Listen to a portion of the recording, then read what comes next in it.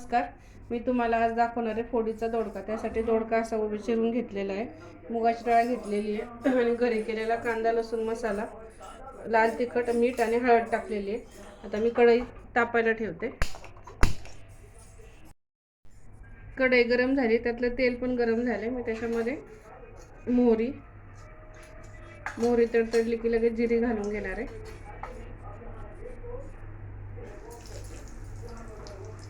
कढीपत्ता, टोमॅटो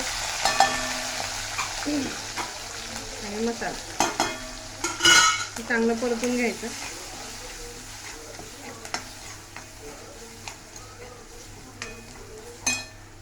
आणि आपला चिरलेला हा दोडका टाकून द्यायचा.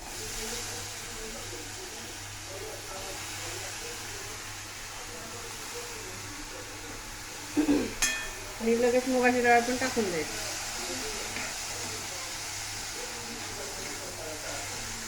पंधरा ते 20 मिनिटांमध्ये भाजी तयार होते.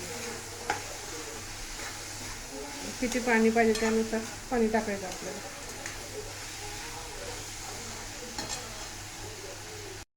आता मी पाणी घालून देतो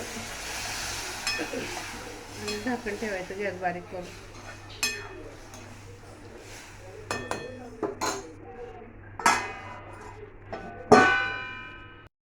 आपण एकदा चेक करून घेऊ भाजीला पाणी आणि शिजली का.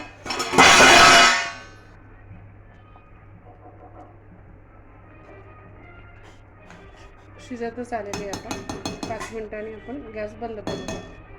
आता आपण झाकण ठेवून घेऊ भाजीवरती.